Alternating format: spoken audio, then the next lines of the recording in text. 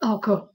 Hello, peeps. Hello, good peeps. Turn the TV down, please. I forgot to tell him that. You know me. I'm always a day late and $1 short. What do you guys? Yours are dollars too, right? Yes. Okay, so we're both. Yes. Except you're Yes, not. we're both dollars. That's about the only thing that's the same. Except, good Lord, the difference in the dollars. Every time we talk about it, I'm just like shocked. I am shocked at the difference. Yes. Let me get this thing up. It's almost 1.5 times or just over 1.5 times. So what cost you $1 will cost me $1.50. Wow. So 100 years ago, I lived in Germany for a minute when husband number one was in the military, and we were stationed over there. And this was so long ago. My oldest, who's going to be 50 this year, was in the military. It was two, not quite. Yeah, she was 2, and I was pregnant with my second one. So that's how long ago this was. And so we were in Germany, and the German mark, which is almost, I think it's 1 to 1.5 or right about that now. Well, they don't even have marks anymore. They all use, everybody over in, what do they do? You probably know. Euros. They all use euros now. Well, it was a German mark then, and it was 4 to 1. So $1, I could get, it was 4 marks to $1. So it was basically a quarter, what we're used to calling a quarter. I'm trying to get, I'm trying to bring us up on my other phone, and this lady's up doing a live that I adore her, and I never catch her lives. I'm like, oh, she's up. No, since I've been doing go to your own channel. I never know when her lives are.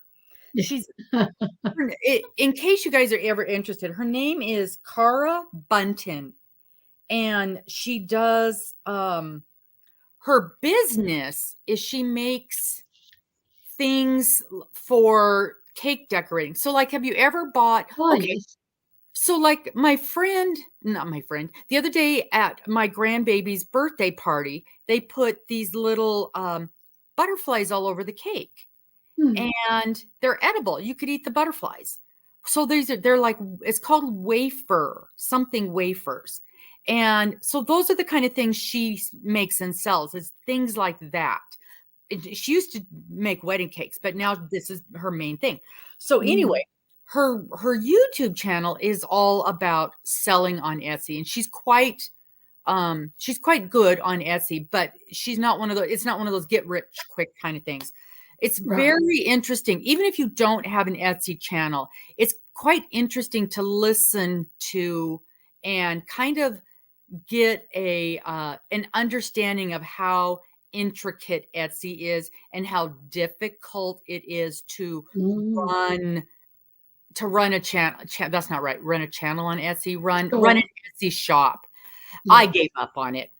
It's too much. It's too much. It's oversaturated, and there's too much. It's supposed to be a channel for handmade items, and it is not. It's all drop shippers, and it's all Chinese, stuff, and everybody has stolen from everybody. I mean, she's even had people literally take her exact pictures off of her channel and set up and sell the exact. And some of her stuff, she has found that, like, because her stuff it's good quality stuff. And we have the same problem in crochet. It's good quality stuff. And then they're selling their knockoff stuff. And some of it's not even made with products that are safe to eat. And hers, of course, all is. And now it's got her same pictures and her same branding.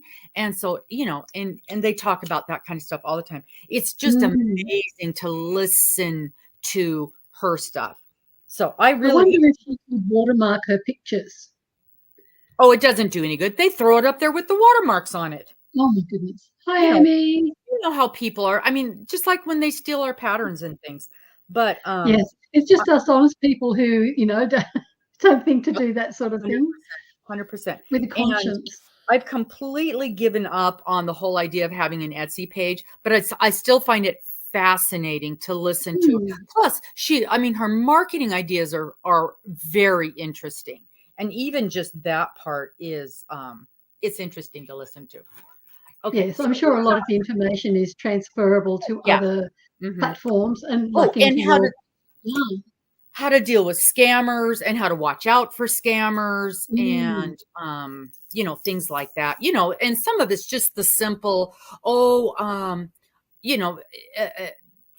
not something that would translate to online, but a lot of stuff is online stuff. But it's like I'll pay you extra for this if you'll do that. Well, that's not true. Or it's raining. The where they want to see, like on Etsy, everything is covered, protected with their sales stuff. Yes. Where they want to send you private messages. Well, that's so they can get out of the protection. And then you send them a bunch of stuff and you lose. Yes. But the other problem with Etsy is they always take the side of the buyer, even when it's very, very obvious that they're scammers. Yes. And, and we talked about this before, even with Bag-A-Day, and she would sell the thumb drives with all her patterns on it. And she quit selling the thumb drives because so many people would say, oh, never got it, even though they obviously did get it. Yes. So now it's all just downloads. Yeah. Because they always take the side of the buyer. Yes, so, because they think all of the sellers are big multinational companies with money to throw around. Yeah, instead of not just little mum and pop shops. Yes. Yep. So I can't get my lighting right tonight. Don't know what it is. Oh, I know it's pretty dark here too. And even though it's kind of a dark day, let me turn there we go. That's better. My back. Well, 1 o'clock in the morning here, so it's dark outside. Right. Good. Okay. So here we are, just me chit-chatting away. And I should tell you guys, I take a medication, and one of the side effects is it just makes me almost erratic. A friend of mine said she said it makes me seem like I'm on meth. And I'm like, what? Because I just spew words, and I really have to try hard to bring that down. Yeah. And so sometimes if I get like that, that's what's going on some days. I get like that when I'm really, really tired. And then I'll catch myself and go, you're just waffling on about nothing. And my husband's standing there like, please let me out of here. My poor IT lady, she came to the shop yesterday. And so Google, we're trying to get the website up, and Google won't let us put it up because the address is the same as the shop address. Well, that's because it's inside the shop, Mr. Google. And so, and I'm kind of surprised that Google is this on board or involved, because when you Google the address, it takes you to the wrong place. So that's interesting to start with. So my IT lady had to come and film me yesterday. She had to film the street signs, the front of the building where it says art, and then me unlocking the door and walking into the building, and then showing the inside of the building with our piles of yarn and us setting up displays that she could then send off to Google to prove that the yarn store is physically inside the same building and the same address as art. Now, good on them, but doesn't that really shock you and surprise you that they go to that length to check check on what you're putting in? Yes. Yeah. And yet we contacted Google because they had our street name listed incorrectly. They didn't put the S on the end of the word. Oh. The name of our street. And so when we call emergency services, they use Google to find you, and they go, what's your nearest crossroad? And we tell them and go, we can't find it. And so we had to say, oh, we'll try, park instead of parks. Yes, and we just contacted Google and said, hey, you got the name wrong, and they changed it. We could have changed it to anything, I think. Changed it to anything, yeah. Yeah, but they didn't care. It's so funny sometimes. Yeah, I know. I was really surprised, Amy, that they cared at all, because like I said, we can't get them to change when somebody does a search. We are here and there's a library a mile away from us, and when you put in the name of the company, it sends you to the library a mile away from us. So, I do my CPR classes there in that building, and so the day before the class, I send everybody a little thing, and I say, this is where I send them a picture of the building. I send them a picture of the street signs, and we are literally, there's a railroad. You have to stop at the railroad track, cross the railroad track, and there we are. I send them a picture of the railroad track, and then I say, if you have crossed the river, you have gone too far. We are not at the library. And the other thing that confuses people is, back in the day, I used to teach out of that library. So the fact that it's taking them to the library doesn't make them go ding, ding, ding. So I have to tell them, if you've crossed the river, you've gone too far. So hi, crochet. I can't get Google to send them to the right place, but we had to go through all this rigmarole to prove that we haven't hijacked this business. So the poor lady, my poor IT lady, gets there yesterday, and I am manic. And she kept going, I gotta go. And finally I said, you just need to walk out the door because I can't stop talking. Yeah. And finally she just walked out and waved as she walked down the street. Warning other people, don't go in there, you'll never get out. Yeah.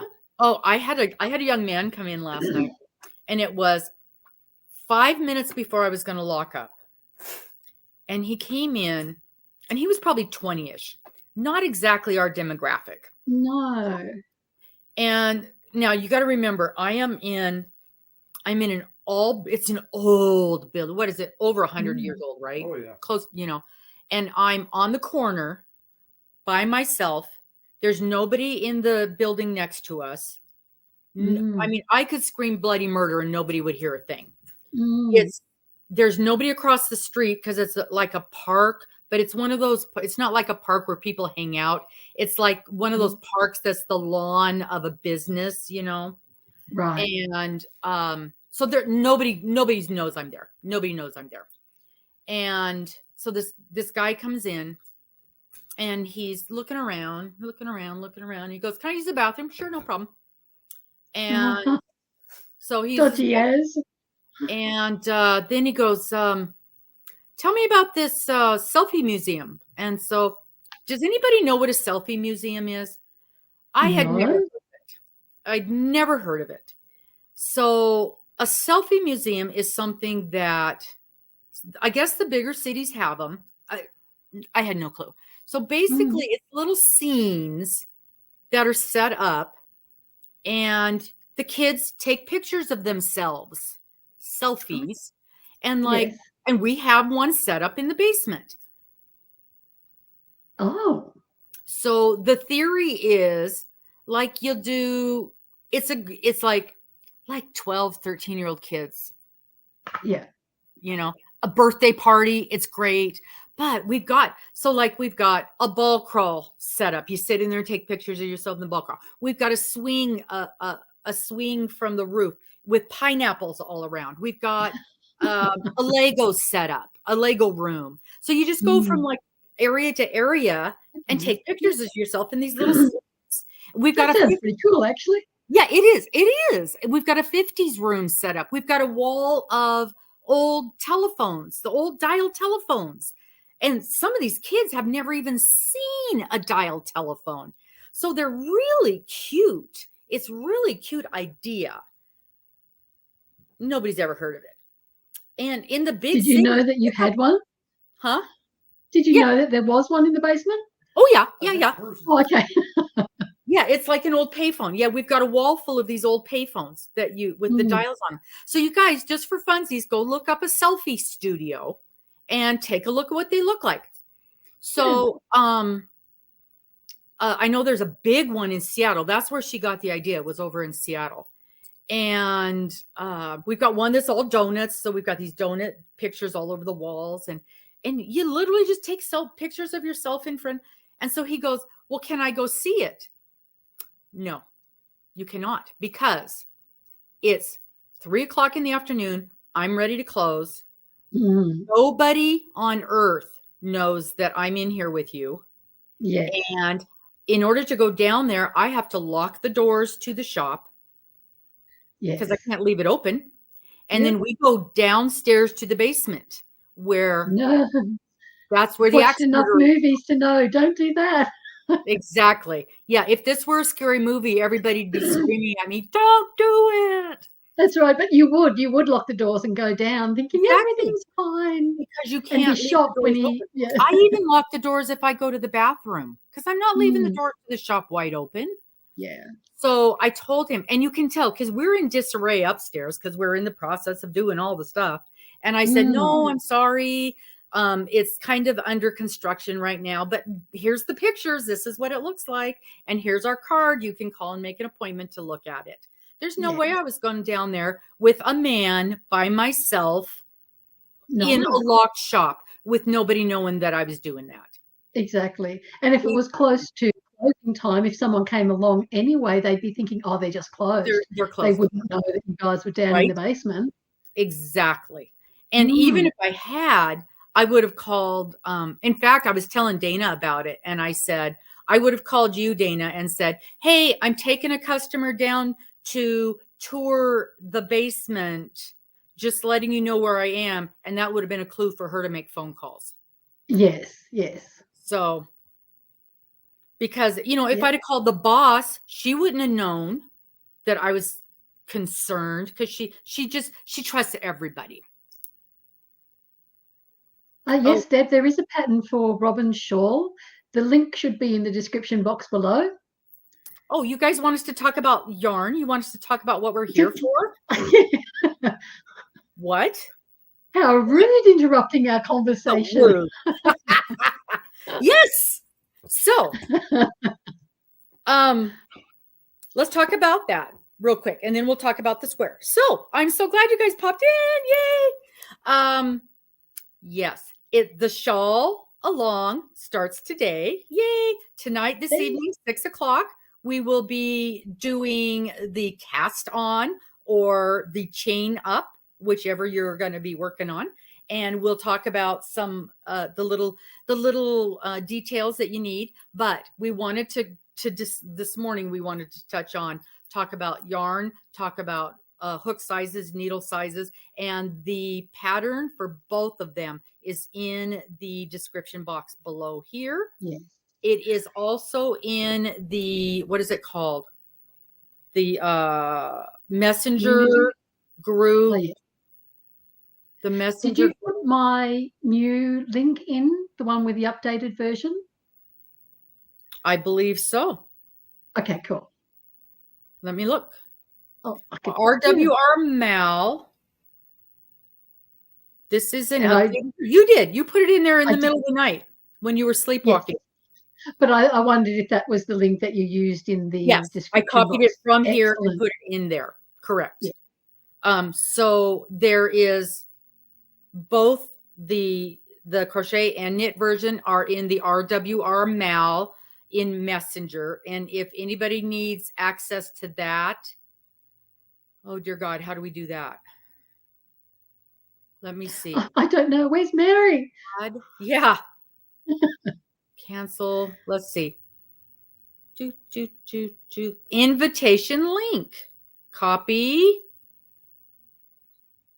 And no. And then come over here, copy it, and then come over here and paste it. That's what I'm trying. Let's see if it works. Paste. Yes. There it is. So if you guys click on that we just put in the comment section. You should be able to click on that and pop into our messenger group for this make along and the patterns. Both patterns are in there. Plus, we'll be showing pictures. We'll be talking tips and hints, all of that kind. That's kind of our little group for this. And it's been a fun group. So they're not, the pattern links aren't in the description box of this live. They're not? Oh. Dang it. And I can't add it. Go to the one for tonight. There's a link for a show this evening, and they're in that one for sure. I thought I put it in this one. I didn't see them unless I told you this morning I was working on all that. So they're in the one for tonight. They're in the one for next week. Let me double check. Yeah. And I can't. Let me see if it'll let me post it here. I don't know if it'll let me, but I'll try.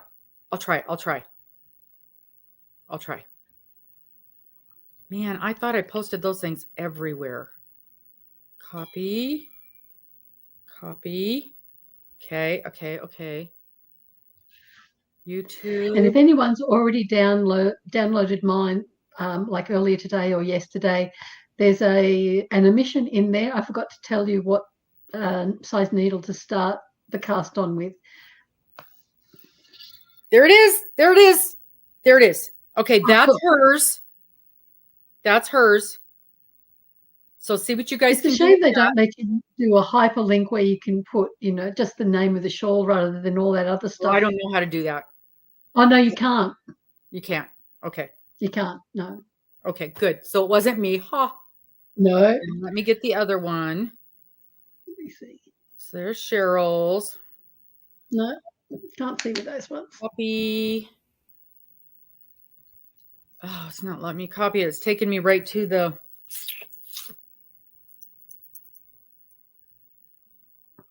It's taking me right to the Dropbox to open it. It's not... Oh, there we go. Copy. And here's the crochet one. Okay, there. We did it. The computer challenged people have done it. Yes, we have. So the top one is hers. It says Falling into Winter. That's the knit one. And mine is called Spring Irish Shawl. Spring Irish. Spring Irish Shawl. Spring Irish. And you guys are blessed because Miss Cheryl took my many pages of ramblings on trying to write a pattern and turned it into an actual usable document. Hopefully it is. Trust me. You'll thank her later. I went, look what I did. And she goes, do you mind if I make a few little changes? It was good, but not quite the right, not the right format. Stuff like information in halfway through a line, take that out and put it somewhere separate so that you've got the flow of the thing, that sort of thing. Let's just say it was written exactly the way I talk. That should tell you a lot. So, and by comparison, we've got Robin's nice, succinct little instructions, and then I have this behemoth of a 19-page. Well, yeah, but look, it's different in our projects too. I don't even know where mine is. Mine's over there. I did pull out some yarn though, because I have to do a sample today. Speaking of yarn, ta-da-da-da. You've gone with the purple. I was really surprised when I started looking at the yarn that I had available. I didn't have very many light colors, except for a couple, three, almost the same shades as what I had done my shawl in, and I wanted it quite different. So. Well, I've changed mine for your shawl 3 or 4 times, and I've now settled on this one. Oh my gosh, they're almost the same. Not really. My camera's not picking it up. This one's sock yarn, and it's multicolored. Oh, you're going with, oh, yes. Oh, that's beautiful. It's a sock yarn? It's sock yarn, yes. Sock Wow. yarn. Oh, that's and it's like beautiful. blues and pinks and Oh, that's gonna be so when pretty. Put it up when you pick higher. Oh, when you yeah. Oh, look at down, that. Oh, that's gonna be gorgeous. and I thought it was colorful enough, but Mhm. not too busy that it would detract from the pattern. Oh, That's no, my not at hope all. anyway. Not at all. And it's This just is the mine. similar, yeah. Mine is called, I can't remember what mine is called. That's the only thing I don't like when, and this company does it. Oh my gosh, look at the greens in that. It's very Yes. springy looking. Yeah, that's why I thought I'm breaking out the good stuff. Well, So this is one's an another one Australian. of those where they give you a number instead of a name. But I think it was like spring crocus or crocus. What was it? I sent you. And this one's called Cottage Garden. Oh, that is perfect. Perfect for it. Mm-hmm. What was the name of mine? Where are you? You're right here. Because I sent you 3 choices the other day that I was going to do. Of course, That's one of mine was yes. gray.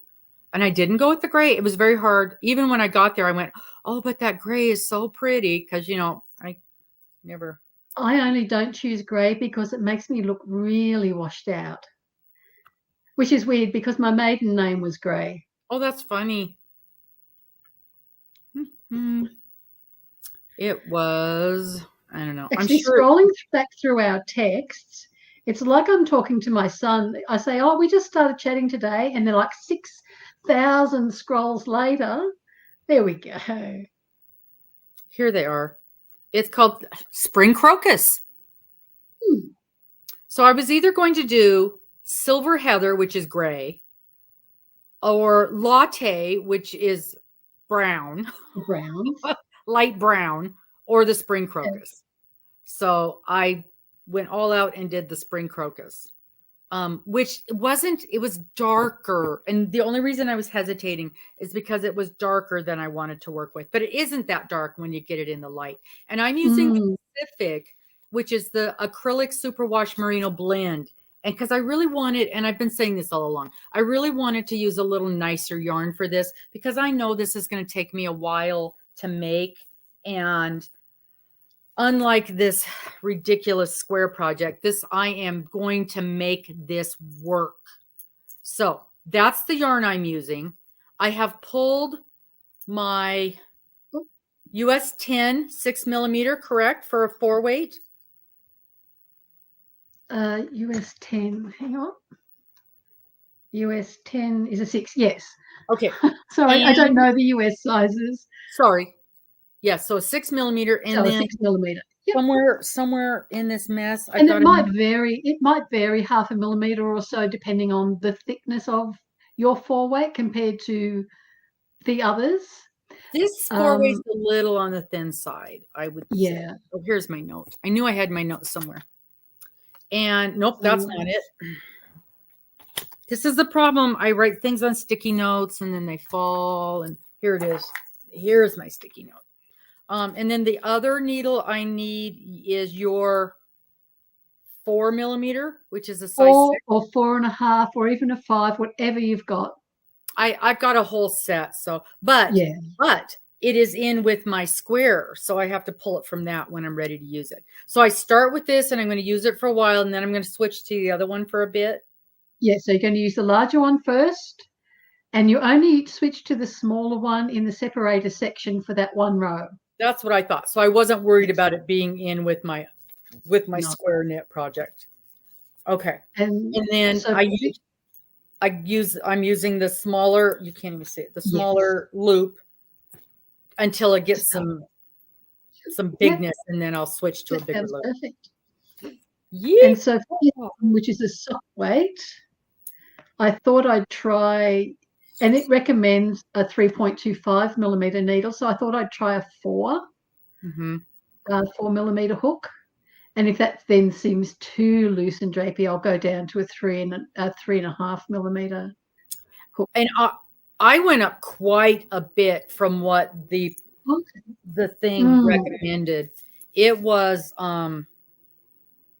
well, and that was the thing I didn't like. It only had recommendations for knitting needles. So the knitting needle was 375. So I already know to go up. So I went up to a 4, and then I ended up with a 5.5. So I went up quite a bit. Yes. Mm-hmm. And that's what I thought. Well, this one recommends a 3.25 needle. Yep, 3.25 needles. So I thought I'll start with a 4, maybe even a 4.5. And I thought I'd just do a short sample. See what it feels, see what it looks like. Yeah, because everyone feels different. Yeah. And I don't mind swatching things. No, you don't. You work so quick. And now this feels so different from the Anthem, because the Anthem is 100%. Oh, it feels so nice. I can definitely tell the difference. And you can tell the other one's got wool in it. Oh yeah, but it feels real silky though. It doesn't feel harsh, like, because it's a super wash. And it's funny. Well, no, you can see the difference, but one's a DK and one is a 4-weight, but they're not hugely different. And make yourself big so we can see. Oh, sure. Yeah, sure. I could do that. Hold on. Yeah, with your third hand. You're a mom. You've got 2 hands. Well, I got 2 threads there, but. Oh, yeah. But you can see the difference. Yeah, you can see the difference there. Yes. And then, of course, with that purple, it's darker color, but it's definitely going to work out differently. Okay, so Miss Paula says, I can understand it. I have not reading and understand it. Okay, good. So Paula, are you going to do the knit and the crochet? Okay, so everybody that's here, tell us what you're going to do. Are you going to do the knit, the crochet, or the both? I'm apparently doing both. And we know Miss Cheryl's doing both. I'm going to, and I should show you guys. Well, I should show you guys.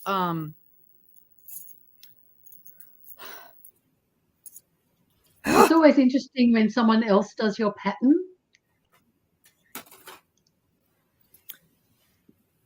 I need to dig mine out so you guys can see what I'm going to tell you here. Oh, nope, that's something else in the same color. Apparently I like that color. I do like that color a lot.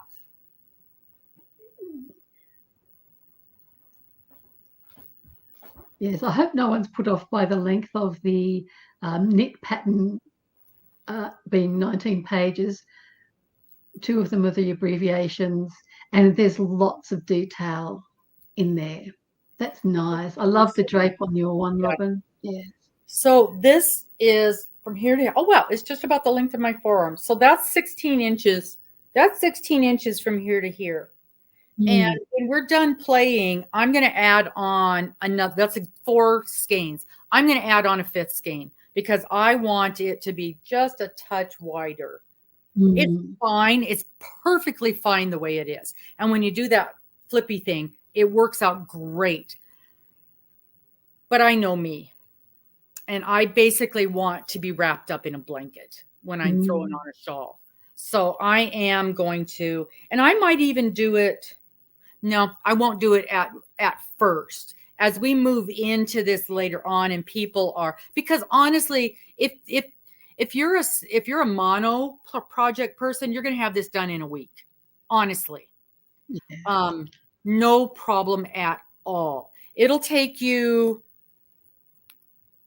1 day to memorize 1 round to memorize. It's so easy, you guys. It is so easy. You're going to have no problem memorizing what what the repeat is. And Amy, no problem at all. I'm going to tell you, you're going to jot down what you're doing in each row, and you're going to fly. And I did want to show, we're supposed to be talking about this tonight. So, but I will show you what I do with the edges. And you'll have to tune in tonight to define the details. So get your yarn together. I used a 5.5 hook on mine. You use whatever. And if you get started on it and you don't like the drape, tear it out and use a different hook. I did that 3 times before I ended up with the hook size that I liked. Mine was much smaller for me to start with. Yeah, Paula, I thought it was going to take me a lot longer too, and it just didn't. It went so quick. I was really surprised at how quick it went. So anywho, but whatever. And now, to be fair, this was the only thing I worked on that week. And I was really focused on it because I had to get this done for you guys. So had that not been the case, and it just happened to be a week where I didn't have a whole bunch of other stuff going on, which I don't know how that happened in my world. That was weird. And so for Miss Cheryl, what do we need to get together for tonight? Your yarn and the needles that you want to start with. So if it's a worsted weight, I recommend starting with a 6. And if you're using a DK, I recommend starting with a 4.5 needles. Yes. And you're good tonight when we do our cast on, you're going to teach us the something tab. No. Oh, no, I never use the garter tab. The alternate method. The alternate garter tab. Yes. the adjusted garter tab. Yes. One that was developed by Marina at 10 rows a day. I tweaked it again. So it's easy. And I will tell you guys, she sent me her write-up, and she said, read this and tell me what you think. And I went, I have no idea what these words mean. And I'm like, okay, looks good to me. Yeah. But I figured once I had yarn and needles in head and I was reading, like, okay, that'll work. Because, what I was looking at was everything was consistent and everything, and then she said, okay, here's the tutorial. And I'm like, oh, that's what those mean. Yes. Then it made perfect sense. When you don't know what it is, what it means, like I said with my husband, when I was getting him to do back loop increase, that was so funny. Goodness. He had the yarn and he had the needles, and he's going, okay, so I wrap it around my finger and turn it this way and and I was like, what on earth are you trying to do? Follow your instructions. Okay, that's a me problem then. And that's where I love YouTube for that very reason, that you can do a tutorial and say, hey, if you get stuck, pop on here. Yeah. And so I've got tutorials up at the moment, the first 3, I think, for the cast on, and the first 2 sections. Okay. And a 4th one for for 4 of the increases that happen every second row. Okay. Yeah. And so for your pattern, this is something where you're going to be taking a lot of notes. You're going to be keeping track of your rows, I got to find my row counter. You need to be keeping track of your rows, keeping track of your counts, that sort of thing. So I just use a pencil and paper and just make tally marks and cross them off, and tally marks and cross them off. Nothing fancy here. That sort of thing.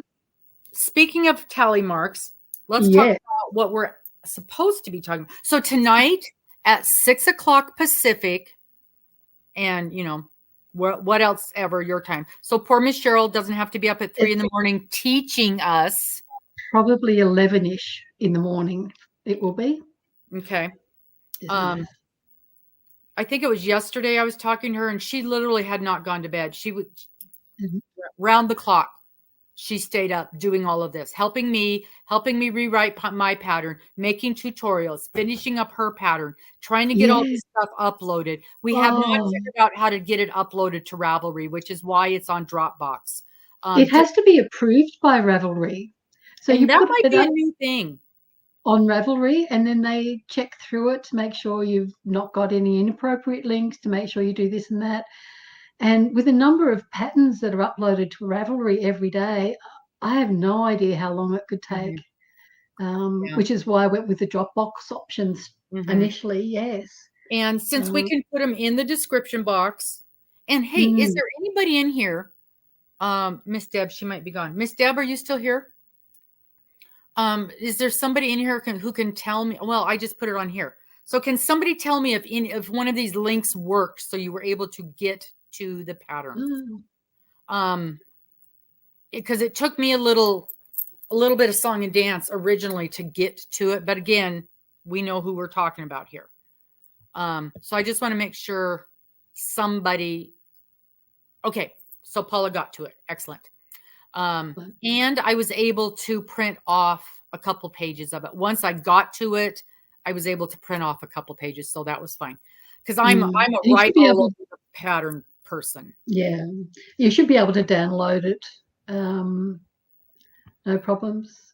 Excellent, excellent, excellent. Okay, so come back tonight at 6 Pacific, whatever that means in your world. I've already got the link. It's got the picture of isn't that picture so cute that Miss Cheryl made? She made that yesterday too.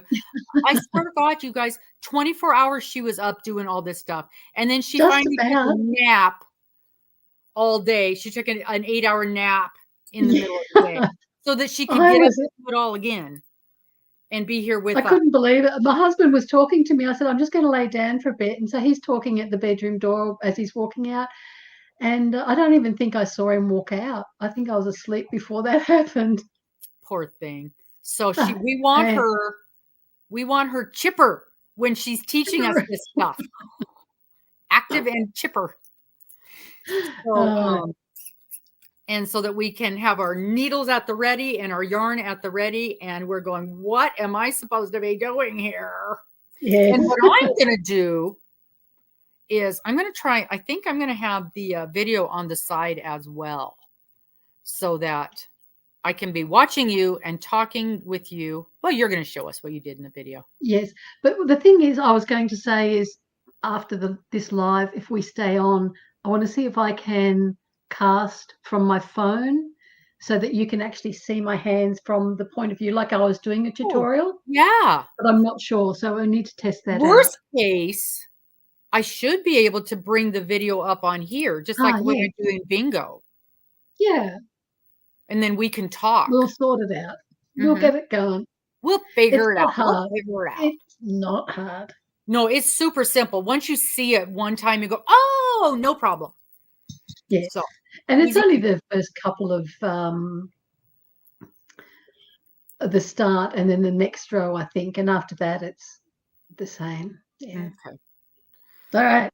Okay. She swears we can do it. You can. We can do it. Okay. I'm super excited. I'm really excited.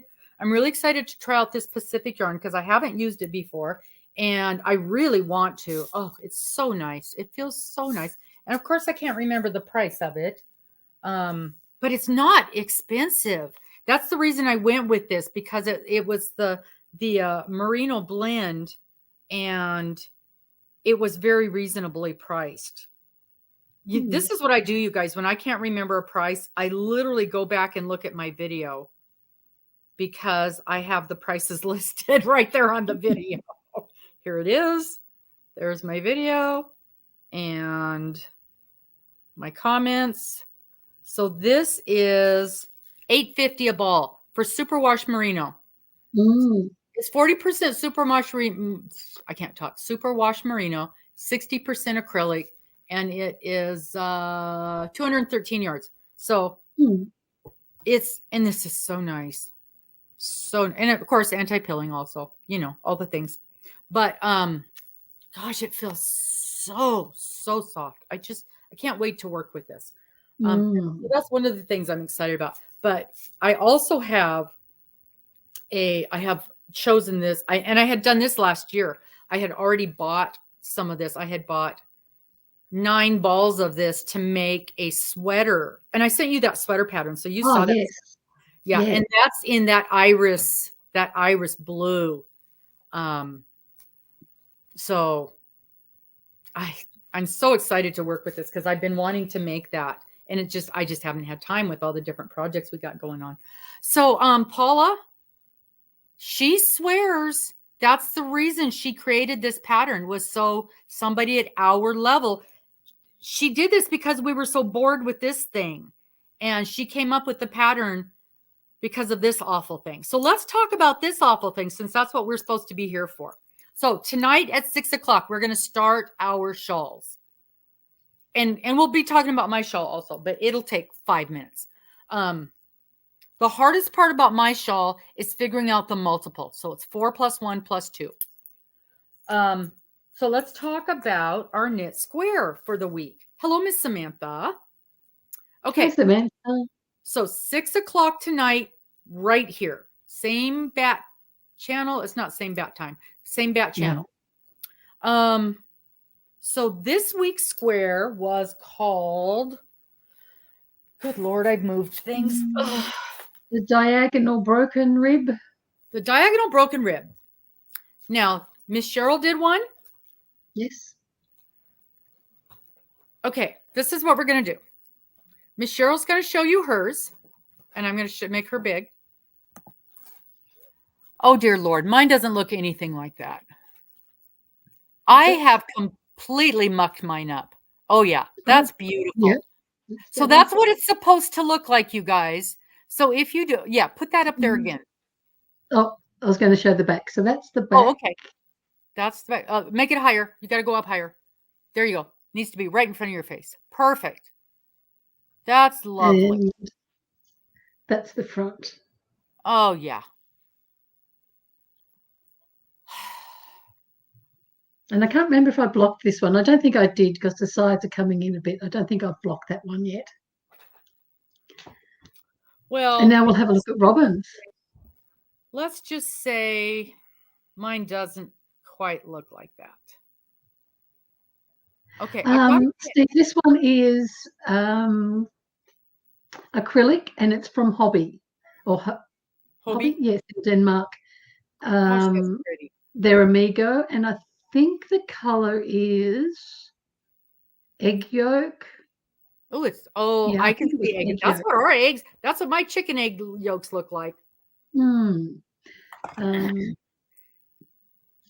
Everybody, and I'm doing it in all of my squares are in this color, and then I will do a border of red around that, and then black to join them, and the final border in black, because that's the gold, red and black are the indigenous colors for Australian Aboriginals. And so that's why I'm doing it in those colors, and then I will donate it to an organization that I donate to that hand out to anyone, and they often request indigenous colors. So oh, that's nice. So I thought I'd take excuse me. That is delightful. Do you want to come back, Robin? I'm feeling lonely. Well, let's just say mine doesn't quite look like that. In fact, mine looks nothing like that. In fact, you can't even tell there's a pattern to mine. So let's just say I mucked this one up. Make yourself big and show it off. I can't quite tell the front from the... My pin says this is the front.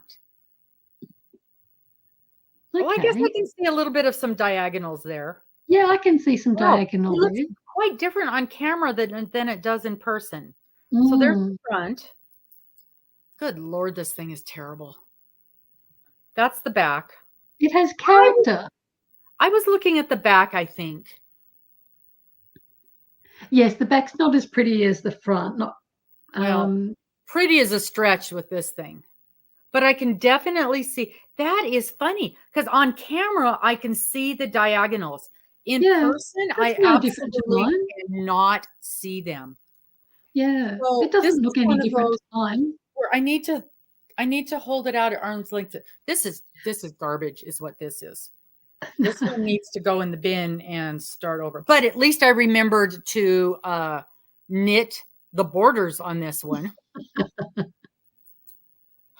Yeah, it's unique. Thank you, Steve. It's unique. This whole blanket is unique. And I thought the Franken blanket looked bad. But I find that a lot. It depends. sometimes on what angle you hold it and what light is the way the light reflecting off it. That's funny, whether you can actually see the pattern or not. When I turn it like this, I can see the pattern, but straight on, I just see a blob. Isn't that interesting? Wow. Okay, this one's going. It's done. Thank the Lord. Well, next week's excuse me, next week's one is an easy one, the Garter Ridge one. Yeah. It looks like that. It's so easy. Well, actually, this week is a bye week. We don't have to make a square this week. In theory, we are blocking, and if we're and I'm being honest. Y'all know me. I'm honest. I'm not sewing them together anymore. I do block them, and they're all blocked except the last two. Because I went on a blocking tear when I was doing the exchange blocks for Miss Dana's thing where we had to get them all out in the mail. So I was blocking all of those. So I just blocked everything I had that needed to be blocked. So I don't blame you, Paula. That's why we're starting these lovely shawls. This is the alternative to the knit squares. I mean, honestly, Paula, that's why we came up with this. By the way, yes, you're probably right about that too, Steve. That blocking it will make it better. So, and I had put that first strip together, and after I did that, I decided, nope, I'm going to wait until they're all done, and then I'm going to sew things together, because as we have learned in this process, some things look better next to each other than others. And just because it's the next one on the list does not mean it looks good next to each other. No. Especially because my blocks are not coming out the same size, peeps. They're just not. And part of it's me. I mean, let's get real. Part of it's me. A big part of it's me. But part of it is also because the yarns are not working up the same. Even though it's the same brand, it's the same. I mean, I'm using Hirschner's 8, which I love, but the different colors are working up differently. And so that's why I'm putting that border on it to even that out. But so I'm just going to wait till everything's done, and I'm going to work it up like a jigsaw puzzle and put it together after the fact. You might find that you've got enough of the same size of the larger ones to make like a center strip across. So it's bigger, and then the others are smaller. Lots of things you can do. Yep. Or use them. Yeah. Yeah.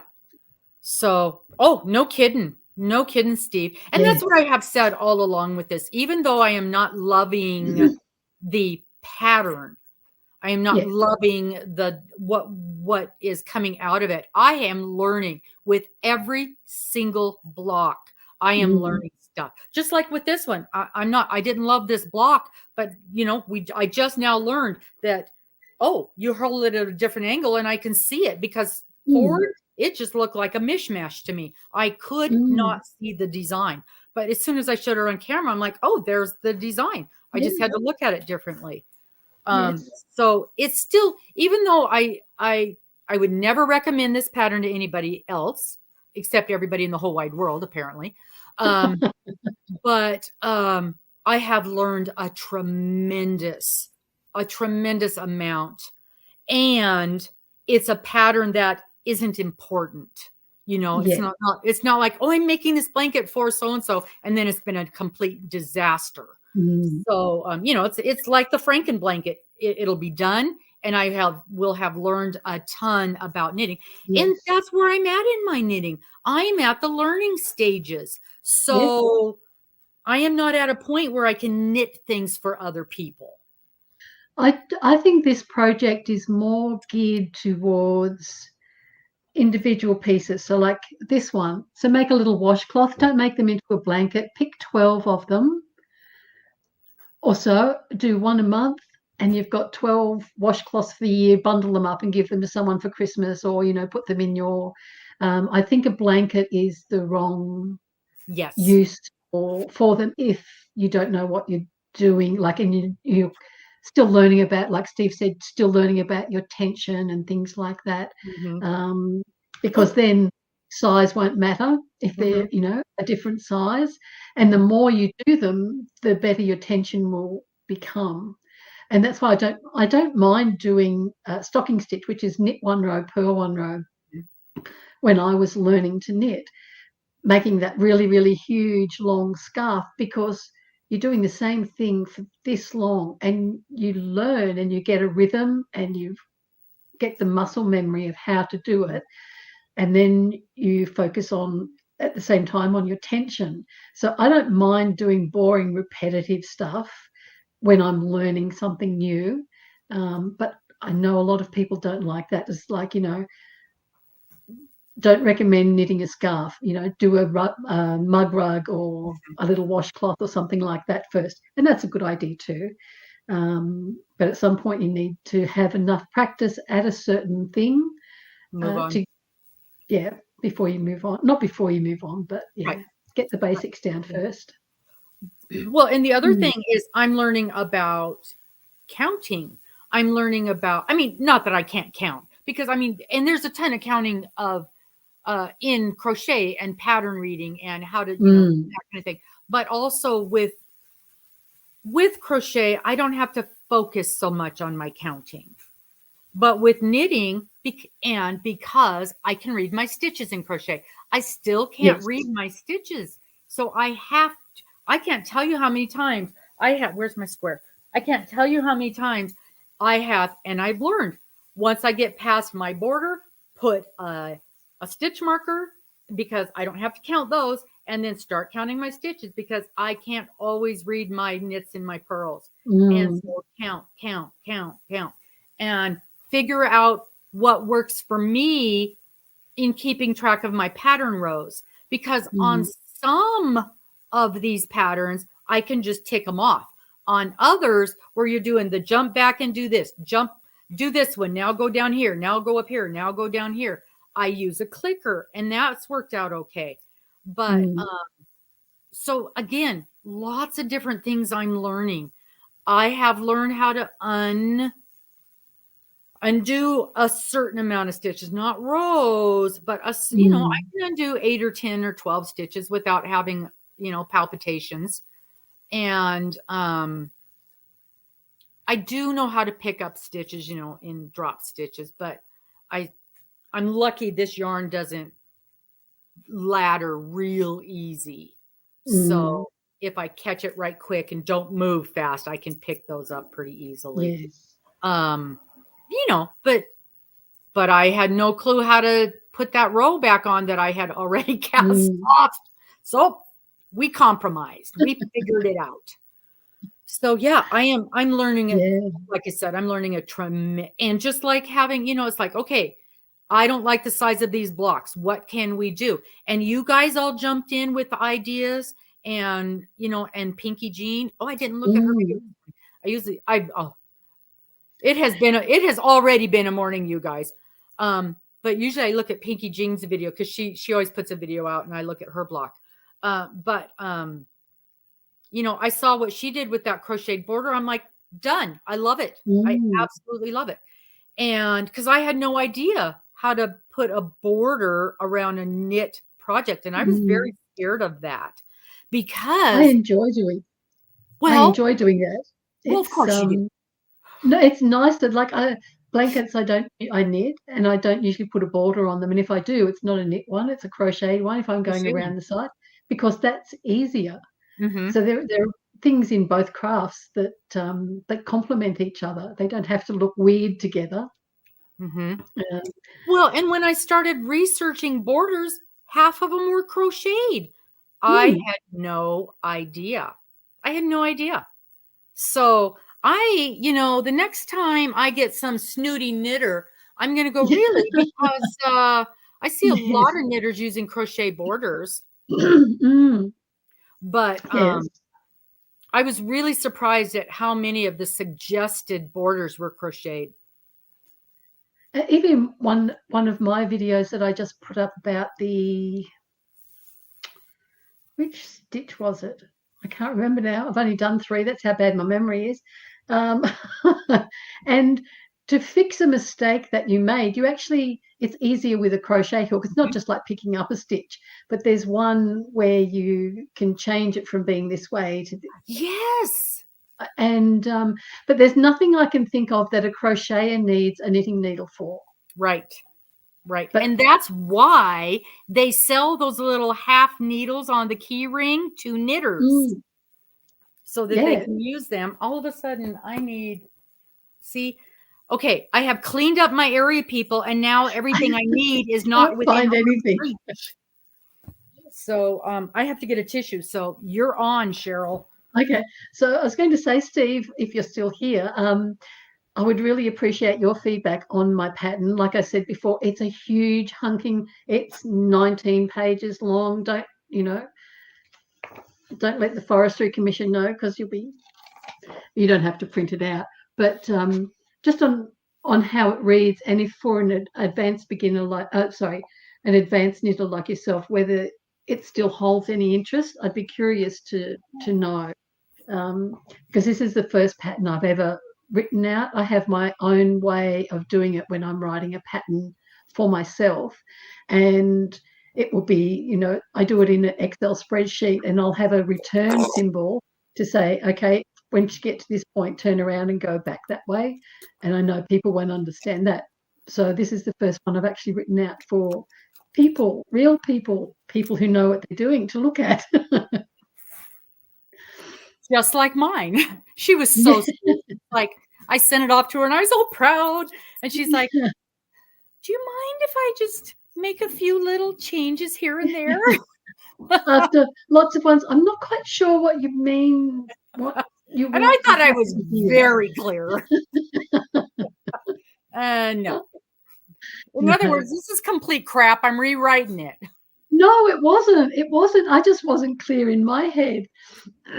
Yes. Well, real people, not the people in my head who go, what do you mean by that? I don't know. Well, you wrote it. It doesn't mean I know what I'm doing. Why you have your patterns tested. Because what makes perfect sense to me does not make perfect sense to other people. And a good pattern writer will have their patterns tested. Unfortunately, I was tapping mine out yesterday. So, y'all are my pattern testers. Cheryl has tested mine multiple times, and the downfall to that is she knows what I want done. She's got my pattern memorized. Yes, and because it's so simple. But so yes, she rewrote it for me. She didn't rewrite it. She tweaked it. I didn't rewrite it. And honestly, I think it was just that one stitch that you had no idea what I was saying, because it's made up. Yes. Yes, and the lone chain 3, that was a chain 3, sometimes it counted as a stitch, but sometimes it didn't. Right. And the only time it did was what I meant. That is what I meant,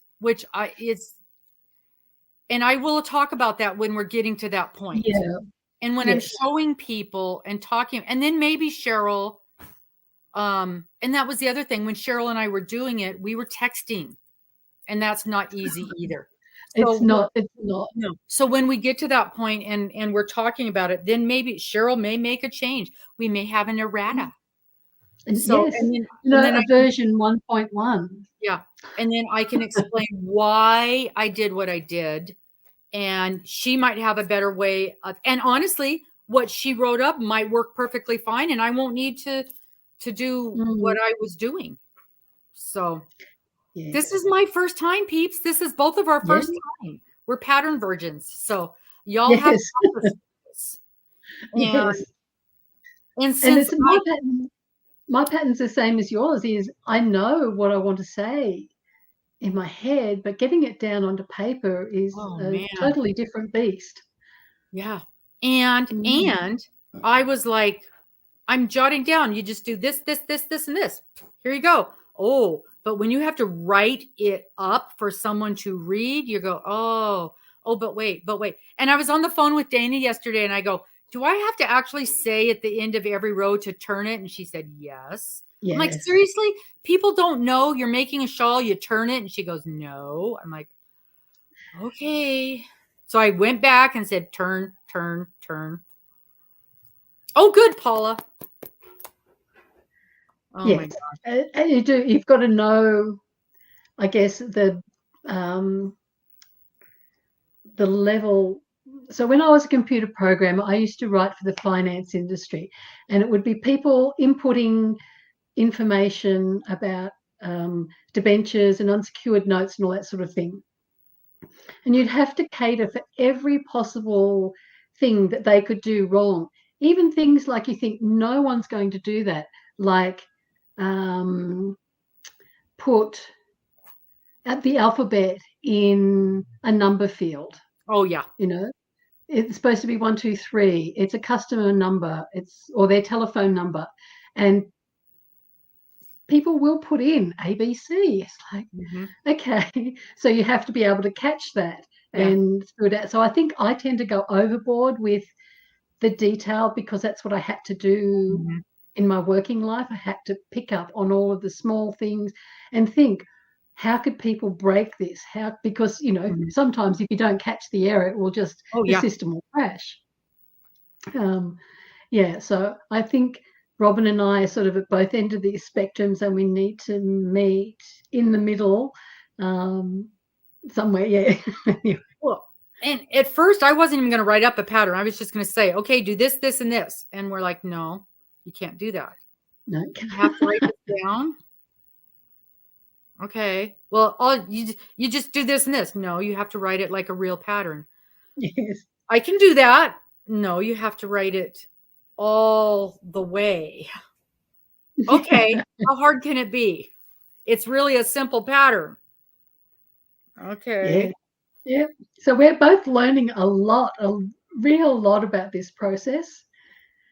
And I have not, for the last 5 days, watched any video on YouTube. Whereas normally I'm crocheting and knitting and, doing that sort of thing. Not one. I think I'm missing everybody, all of the people that I do watch. I haven't seen anything. They'll be,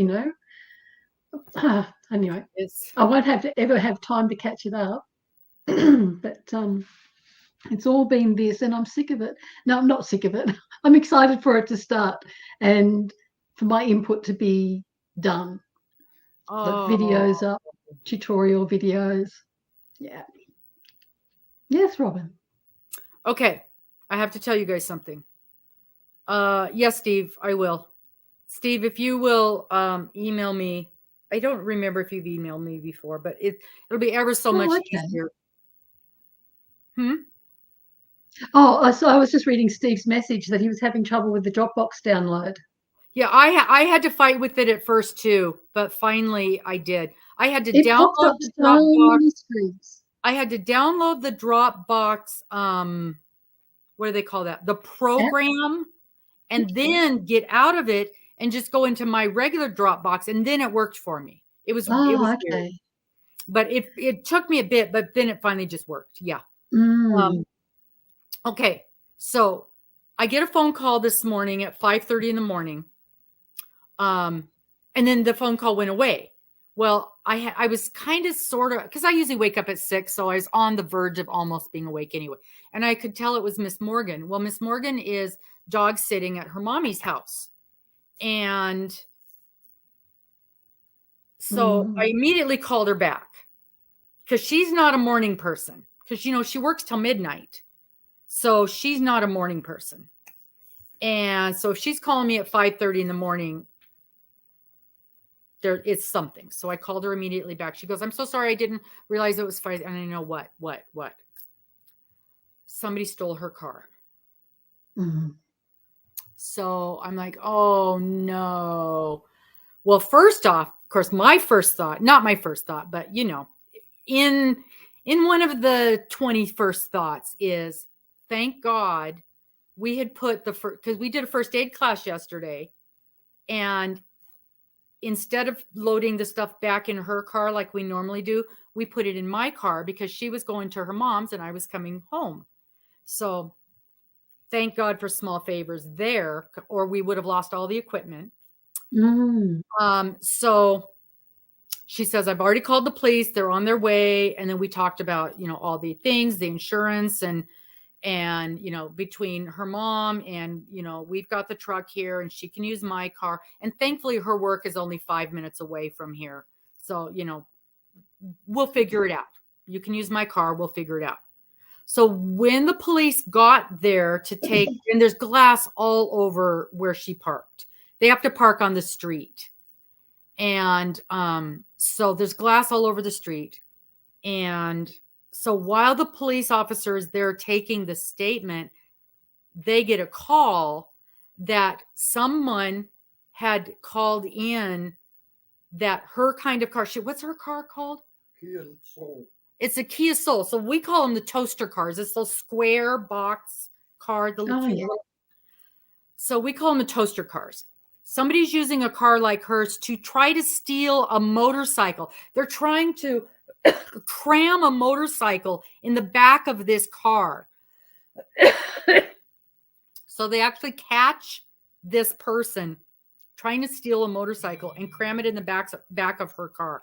So they've recovered her car and it is trashed. It is completely trashed. This is in the matter of just a few hours. Mm. So they've hauled it up. They tell her it's completely undrivable. And, the police are telling her it's likely totaled. Of course, it doesn't take much to total a car anymore. And so they've hauled it off to a car lot that is closed because, it's Sunday. And I've lost our connection. And so she was going to go over and try to get some pictures. Well, it's closed. They can't get in there and get any pictures of it. But she says where it was at, they took everything out and just threw it all over. So everything that was in her car is tossed everywhere. And they broke out every window in the car. So completely busted out every window. Why? Yeah. I wonder if they planned on stealing the motorbike at the time they stole Morgan's car, or whether it was like driving along, oh yeah, we'll just take that with us as well. Because you wouldn't steal a small car knowing that you were going to... Well, maybe they needed the windows out so they could get the motorcycle through the window. I don't know. But yeah, because it's got a hatchback, right? It's got a hatchback on it. And you can get a lot in there because she just hauled everything, she just hauled that sewing machine and everything to the coast last weekend. Yeah, got a lot of room in it. It's got a lot of room, but you have to carefully load things, not like, loading a motorcycle off the street. Yes. I guess. Depending on what kind of motorcycle. Man. Crazy. So now we have to deal with all of that. Poor thing. And she has to go to work in a couple hours, So, but luckily her work is just a few minutes away. So, even if we have to, somebody drop her off and then go at midnight and pick her up, that's the bad thing. She gets off at midnight. Actually, yeah, midnight. 11:30 midnight. So, okay. So send you the PDF. Do we have a PDF of this, Cheryl? That's what's uploaded on Dropbox, Robin.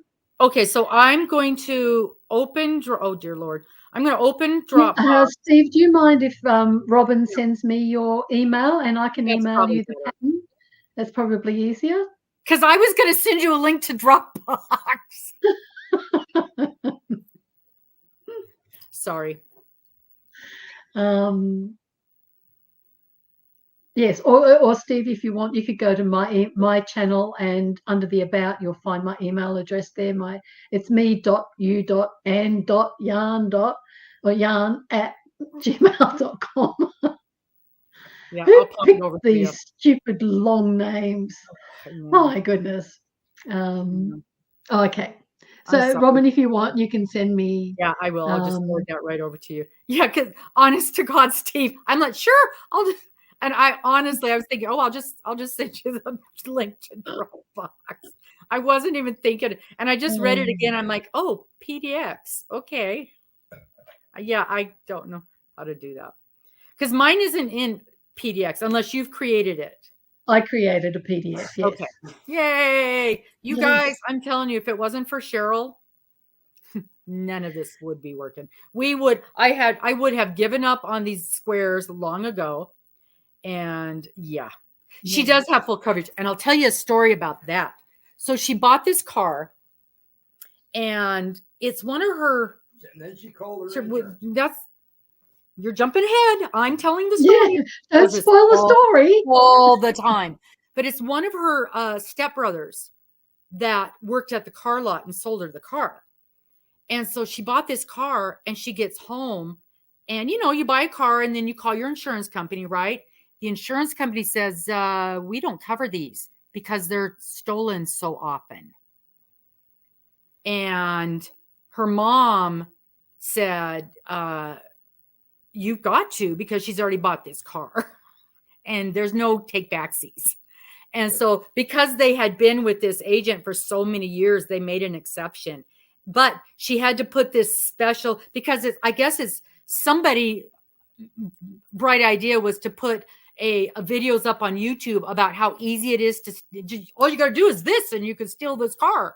Yeah. So, yeah. And so they came up with a bypass. Well, that was just as easy to steal. So she had to put a special locking system in the car. They bypassed that too. But do people still use crook locks? I don't know what that is. Have you heard of it's something that goes between the brake pedal and the steering wheel. And that's what she had. She had one of those in, and they still stole it. Wow. Yeah. Mm-hmm. Yep. Okay. They still stole it with that. But I guess this car, it's literally just like 2 wires you put together and you're gone. Mm-hmm. And they sell them on eBay, or they sell them on Amazon, the little thing that you'll hook together to steal the car with. Yeah.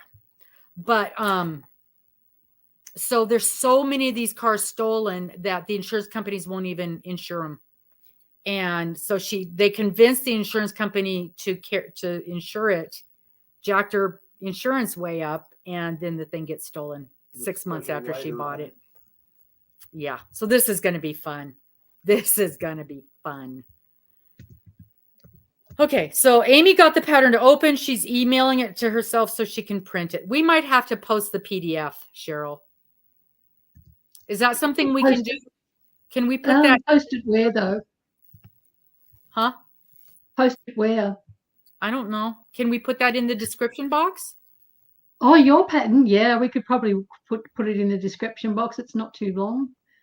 Mine, no. So the catalytic converters in the Prius. Yep.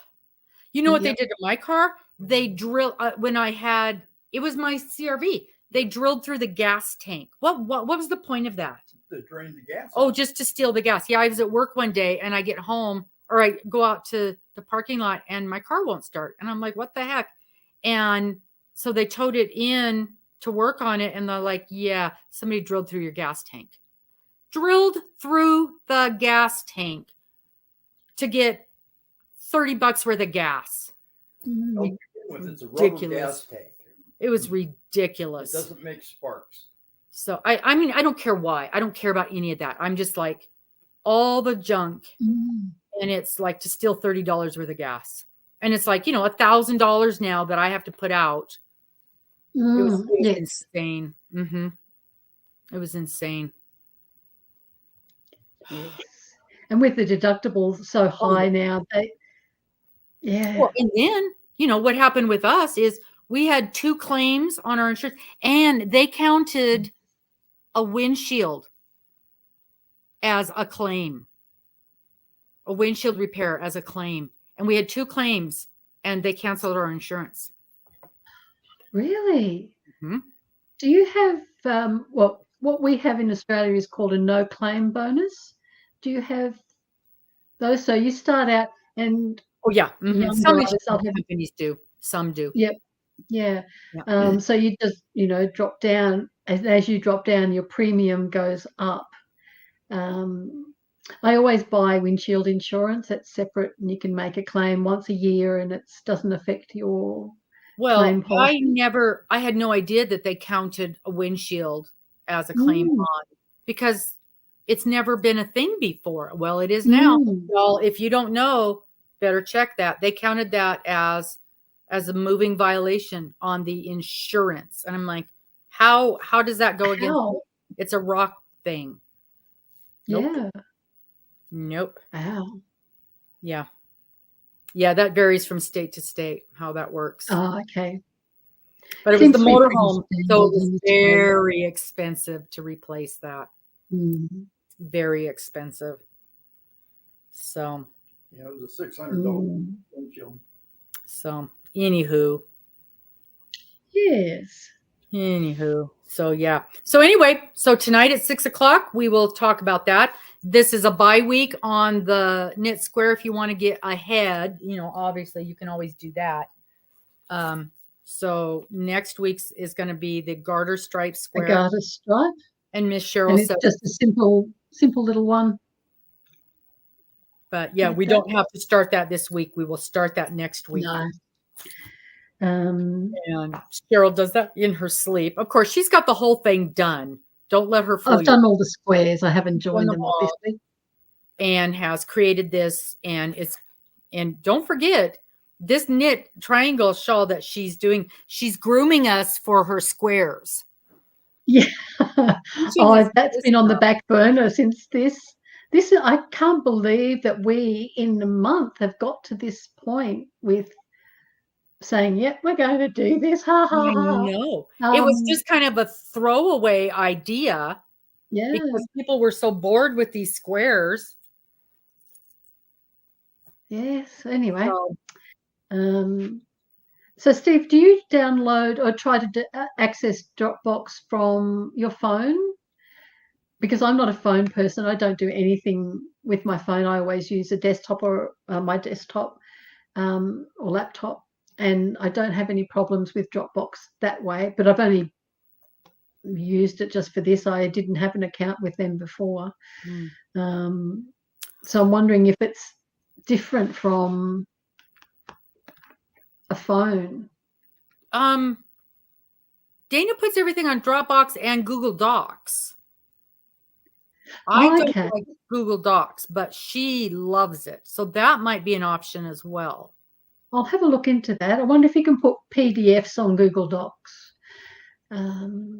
Probably. She does all of her patterns in both places.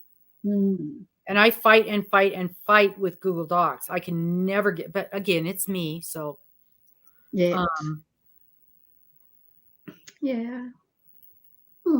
But absolutely worst case, one of us will email it to you. Just send us an email and she'll send me the PDF and email one of us and we'll just pop that over to you. I can email unless it's on my computer. Then I cannot. That's crazy, isn't it? I saw the instruction that you put in there to email it to me and it's like, didn't get it. And you did it again, didn't get it. Yeah. Yay, Amy figured it out. Good. Yeah. It has something to do with, I don't know. Who am I kidding? Trying to explain. Exactly. Yeah. Who am I kidding? That's why I can't do fancy stuff on my videos, because I can't figure out how to send a picture to my computer to add stuff. See, I keep my phone as my phone most of the time. I do have a separate YouTube account that I'll watch. So say I want to stream Robin's videos, but I don't want to watch them at the time, but I want her to get the watch hours for them. I'll just put it on my phone under that account and let it run with the volume down, not off. And that's about it on my phone. Otherwise, it's just taking the pictures, recording my videos, which I then upload to my PC and fiddle around with. Oh, Robin was talking about everything that's been going on this week. We have a small airfield not too far away from us, and they must have had student training because every day this week we have had small aeroplanes flying close by. And the noise, you can hear it on my videos, which I edited out.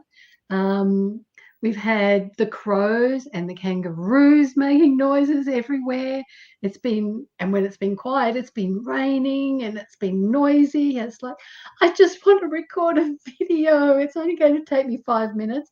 And then my cable to my phone was shorting out, so it was adding pops and crackles and making, when I did it on my computer, making it come up with the blue screen of death. And it's like, okay, this pattern's not meant to happen. This isn't meant to happen, which also contributed to the lack of sleep trying to get it done and re-recording. And I don't know how full-time content creators do it. I really don't. And have time to do anything else. No. It's their job. I mean, it's their full-time job. Yes. And they've got a lot of them have, higher level equipment, and they've got setups made for it. And sometimes things that you see every now and again, you're like, there's not going to be a video today because there's something going on, or we've got storms in the area and the it is out and stuff like that. But when we rely on internet and we rely on computers and things like that happen. Yeah. Oh, good. So Amy found something that let her share, send it to herself. She doesn't think she's in Dropbox anymore. No, see, I had to do something weird. And sometimes when I click to copy, it'll let me copy. And sometimes when I click, it takes me to Dropbox and then I can't copy it. It just opens it. So I don't know. Okay. I know for me on my desktop, it pops up with all of these things. Sign in here. Now, I don't want to sign in. You shouldn't have to sign in to download it. Right. And then something will pop up here to sign in with your Google account. And it's like, no, I don't. I just want to download it. So I have, like whack-a-mole, close this, close this. Exactly. Exactly. And then finally you wear it out and it's like, oh, there it is. Okay, fine. Here, if you just want to look at it. But it seems like it's almost like I have two different Dropboxes. I have the one that I actually use all the time where I just put stuff. And then I have the one that is their app, which is where this wants to be. And once I opened their app and then opened the thing, I couldn't do anything to it. I couldn't copy it. I couldn't print it. But then when I opened my Dropbox, it was there. And then I could do whatever I wanted with it. So I don't know. Wow. Who knows? But I love Dropbox because and my regular folders were in the app. It's definitely a mystery. It is, but it's there and I can access it and I can print it. I printed it the other day when I was looking at your notes, and if I can't make something work, I screenshot it and print it. Yes. I do that so many times when I can't. I'll go to print something and it won't access, it can't connect, it can't find my printer. Oh, really? Yes. Click print. What the heck? It's the same printer, it's the same internet. What? Yeah. Yep. I've been having printer issues as well. I had, so I've got a Hewlett Packard and I have been buying the original ink cartridges for them. But I so very rarely use my printer these days that it's like, okay, this time, like they were full. They were saying that they were 3/4 full, but it just wouldn't print from them. I guess it would have dried up. So I decided, okay, this time I'm just getting generic replacements for it, for the black cartridge. So I did. So I had one color, genuine, one black and white, one black generic, and it's going, nah, sorry, you can't use this. So, okay, so I took the color one out. Oh yeah, I'll print with the black one. Put the color one back in, which was the genuine one. Genuine one, yeah. Nah, sorry.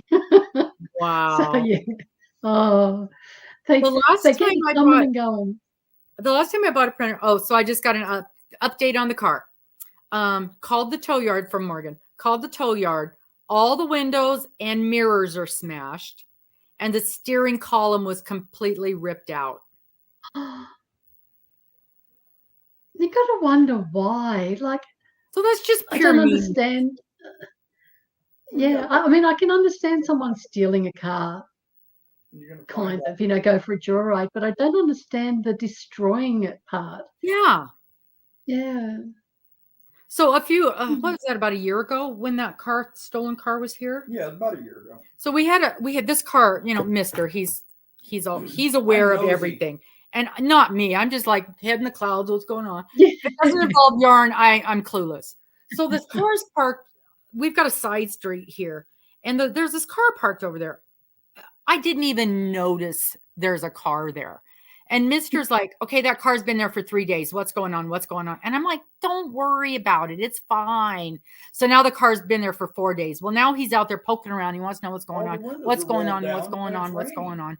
And so did we call Batman at that point? We called the cops.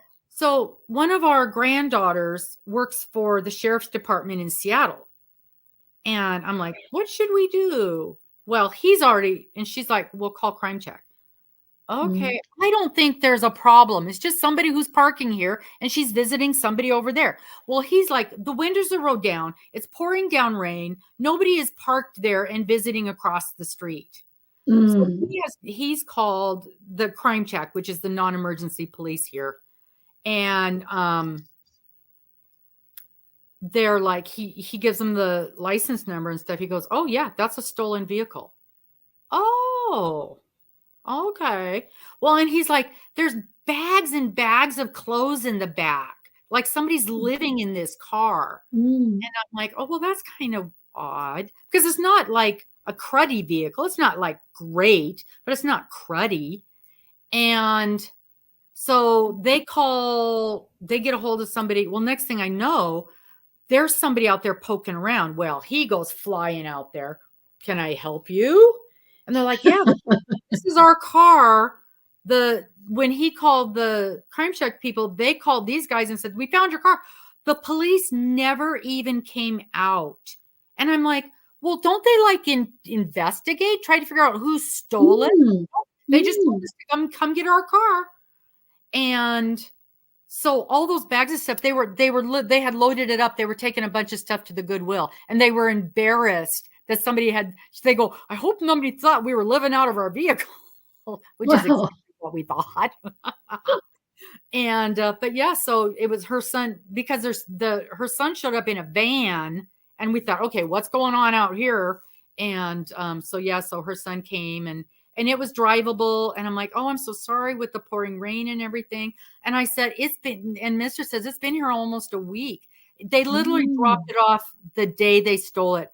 So she'd been without her car for a week because I wouldn't let Mister call the police. Well, I'm embarrassed because I wouldn't let him call the police. I'm like, keep your nose out of it. It doesn't involve you. They're just parked across the street. Because people do that all the time. Because we've got a great big corner lot, and people park here all the time when they're visiting across the street. So we have an over like that, and it can come in really handy. Like, she came over one day and knocked on the door, and Steve answered the phone. Yeah, because that's what you do when someone knocks on the door. Steve answered the door, and she said, I'm just checking that everything's okay. I noticed that your cars haven't moved for 3 days. It's like, oh no, everything's fine. But it's not like we whiz in and out all the time anyway. Right. But we do, because we don't go out a lot with the cars, both cars. We'll take one up the back and put it on the charger to keep the battery charged. But yeah. And part of me was like, okay, didn't you see my washing hanging on the line? All the washing on the line. But another part was like, well, I'm glad, because if something had happened, at least we would have been, keeping half found. an eye. That's nice. Yes. So there's ups and downs to it. But they didn't tear her vehicle up or anything, and she started it up, and the only bad thing was the windows were down and it had rained in there. So, but I do that on the regular. So yeah, that's going to smell nice when it gets hot. Yes. So it sounds like her car is a mess. What year is her car? It's not that old. I think it's 5-year-old. It's like about a 5-year-old car, and it's in nice shape. And she literally just put new tires on it like 2 weeks ago, because she put new tires on it before she drove over to the coast. So maybe a month ago. Well, she should be able to take those off and sell them. Nope. If they total the car, the insurance company keeps everything. Because I have had them like I have like just filled up the gas tank, and I'm like, I'm taking my gas. And like, nope, they get everything. Because they part it out. When the insurance company totals the vehicle, they part it out. So they're getting brand new tires.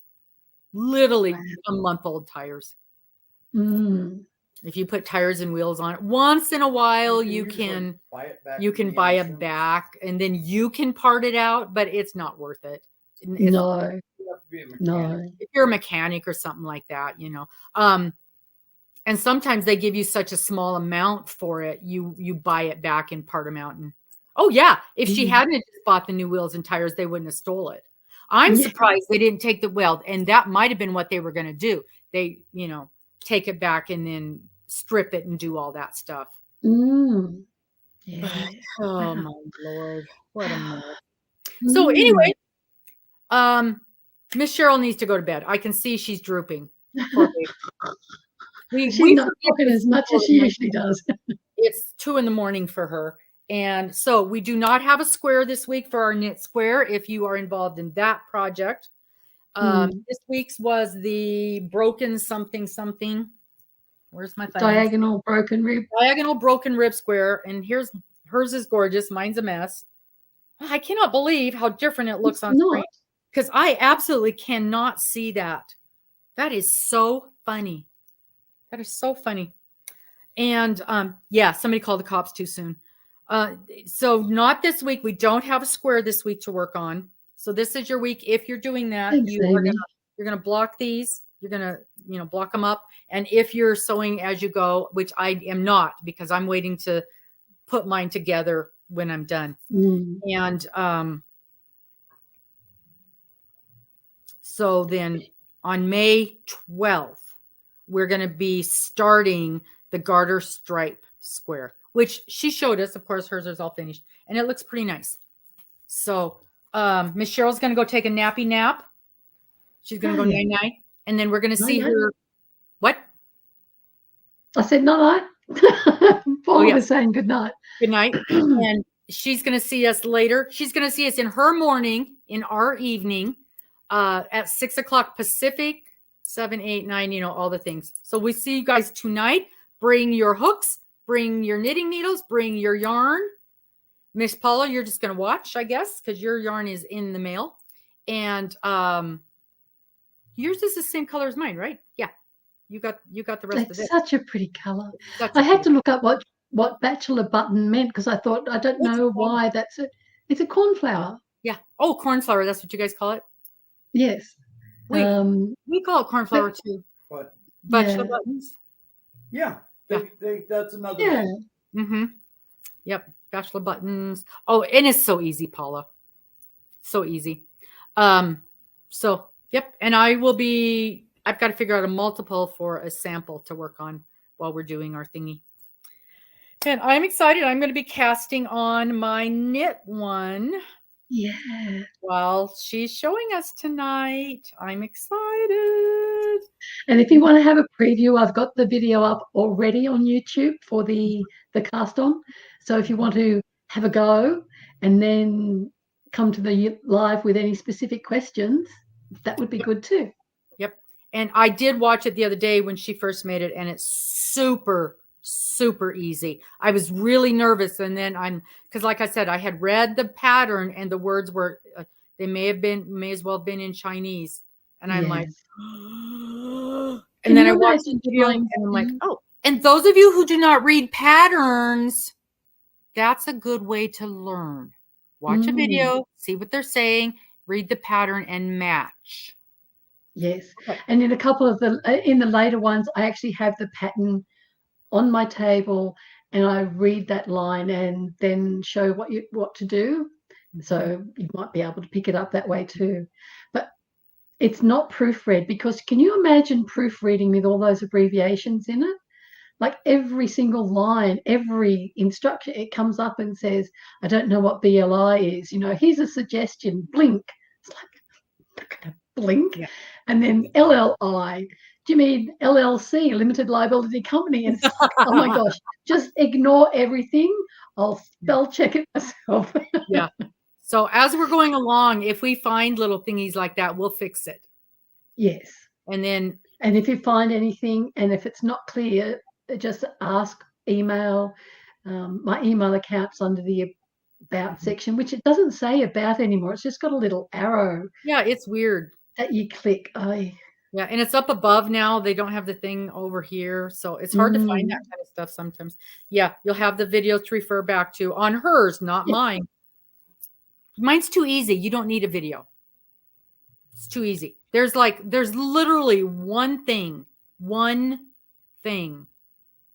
No, a video wouldn't even do you any good. You just do it. But you could. We'll see. Get me away from videos. We'll see. It's funny, you know, how people will write, you know, not nice comments and things like that. I haven't had any yet. I'm expecting it at some point. And it's not until you actually try and make a video that you realize how hard it is to show something, you know, like you can't even say your own name. Hi, it's Cheryl from, I don't know, where am I from? I don't know. Yeah. And you go, hi, it's Cheryl. You go, you sound like you just inhaled helium. Hi. So yes, everyone should try and make a video, even if no one sees it, just to go through the process, because it's quite hilarious. I mean, maybe it's me, but I'm hopeless. When I first started doing videos, I actually took a class on how to make YouTube videos, and bought one of those thingies. And in our group, there was a gentleman who he already had a YouTube channel, and he still has a channel, and he had quite a high number of subscribers at that time, you know, like 20,000, which I consider a pretty high number. And I was like, one day I remember asking a question, and I'm like, when do you know if you're ready to put out your first video? And he wrote and he said, you will never be ready. Just put out your first video. Nobody's going to see it anyway. Yes. And I'm like, you're right. And I put out my first video, and it was horrible. And I think 3 people watched. I had a script, and I was shaking. And yeah. Yes. I look at the ones who've been doing it for a long time, and I go back and watch their early ones, and then I watch their current ones. I think there's hope for me yet. Yep. With that one. Absolutely. Absolutely. And you know, and I don't do a script at all. I sometimes I'll have a couple of notes jotted down, because I don't want to forget to talk about something, or you guys know how bad I am with names, and I'll want to make sure I'll get somebody's name right. Or someone's channel name. If I know I'm going to mention somebody's pattern that I worked on, I want to make sure I get their channel name right. Or because a lot of times something will pop in my head during a video while I'm talking, and I'll go, I'll put their name in the video. And then I forget I even talked about them, and I completely forget to. And then like a week later, I'll go, oh, dang, I didn't put their information in there. So then I'll go back later and put their information in the video. But other than that, most of my videos, I kind of know what I want to discuss. It's like, okay, we're going to talk about this. We're going to talk about the newest doohickey, and we're going to talk about whatever. But other than that, I don't have notes. And obviously, you can probably pretty much tell that. But some people, I know they are very structured, and they're very organized. That's not me. That's not me either. Well, I'm organized here a lot of the time. It doesn't translate to my environment. Yes. Boy. And I'll have just jot notes. So the next video is on section 2, and I thought, okay, I'll split the video up, so I'll just show you, and then I'll show you how to fix mistakes. So what kind of mistakes could you make? So I've just got a few notes, like, you know, I purled when I should have slipped on the right side, and I purled when I should have slipped on the wrong side. How do you fix that? Otherwise, I get to the end and go, oh, by the way, I forgot. I think that's in a few hours later, a little thing I put a few hours later, I decided to show you how to fix a mistake. And I will, there's, when I was making mine, my count got off on one row consistently. And I don't know how many times I did this. And Cheryl and I went back and forth on this. And sometimes it would get off, and sometimes it wouldn't. And finally, I just decided I didn't care. And I just figured out a workaround because it didn't make any difference in the design, didn't make any difference in the pattern. And so I will show you what to do if your count gets off, because it doesn't matter. So I quit beating myself up because, you know, this thing is 250 stitches wide, and I am just not going to worry about one stitch. And so instead of, because I don't want you guys to be sitting here at 11 o'clock at night going, what did I do? And so, okay, here's how you deal with it. And that's similar to my pattern, in that the stitch count often doesn't matter so long as it's an odd number in two sections. But at one point it does, and I show you how to fix it, and it looks really long and involved. But once you follow the steps, it's not so bad, and it's like, oh, okay, now I'm back on track and I can, you know, do this thing. But other times it's like, it's not going to matter. If you make a mistake with this, it's not going to matter. I've become a lot more lenient. Yeah. As I've gotten older, it's like not everything has to be perfect, because if it's perfect, I'll never finish anything. Exactly. And the problem is you don't know that it's your stitches off until you finish the entire row. I'm not ripping out an entire row when I can just skip one stitch to make it work. Because when you're done, I can guarantee ain't nobody going to tell where that one skipped stitch is. Nobody is going to be able to tell. So, and I'll tell you what, stitch markers are your friend on this thing. Okay, that's it. We're coming up on 2 hours, and we're just chit chatting now. So no square this week. You've got to buy on your square. Get your stuff ready for 6 o'clock or whatever time frame that is for you guys. We'll see you tonight. Super, super, super excited. Bye. Amy, no, not Amy. Paula. Just grab a ball of yarn and to play with for tonight for your shawl. And because I want you to be able to work on, just like me, just work along with me and make a little sample, because I want you to be able to figure out your multiples and stuff like that. And then when you get your yarn, you can just fly. And then you can jot down some notes for the pattern, okay? Amy, you're going to jot, you know how to read patterns. Sorry, Paula. Amy, you're going to jot down some notes on how to read this pattern, because you don't read a pattern. And it is so simple on how to do this. It is so simple. I don't want you to feel left out, but you're going to be able to do this out of your brain in just a few minutes. Simple. But I want you to print off that pattern so that you can write some notes on there so that you can understand what we're talking about. You're going to figure out how to read this pattern just from us talking about it, because it's that simple. Okay, we'll see y'all tonight. I hope everybody has a wonderful day.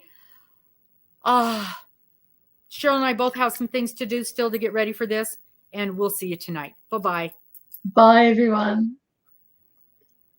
Oh, okay. Never mind, Amy. There was somebody who didn't read patterns. I can't remember. Okay. We'll talk to y'all later. Bye. Bye. Hugs, everyone. What is it she says over on Cynthia's channel? Mugs? Something.